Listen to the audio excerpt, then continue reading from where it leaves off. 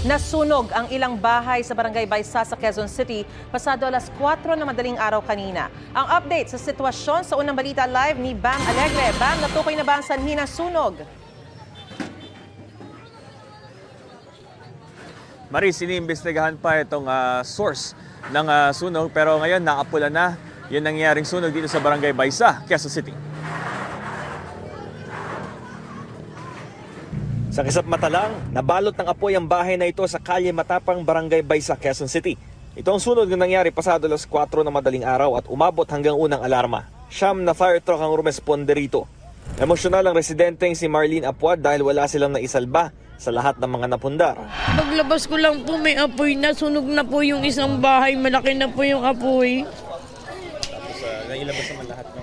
Wala po kami nasalbang gamit. Ayon sa Bureau of Fire Protection, isang 2-story residential property at isang makeshift na bahay ang naapektuhan ng apoy. Walang naitalang nasawi o sugatan. Pasado alas 4:30 ng madaling araw, tuluyan na naapula ang apoy.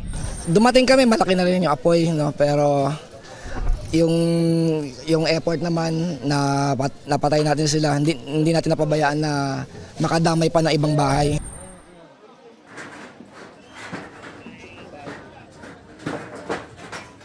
Marisa, ngayon yung mga nasunugan ay sinisinsin yung kanilang mga gamit kung ano pa yung maaaring pakinabangan tulad ng yero na ito sa ating likuran. At kabilang din sa iniimbestigahan yung halaga ng pinsala. Ito ang unang balita mula rito sa Quezon City, Bam Alegre para sa GMA Integrated News.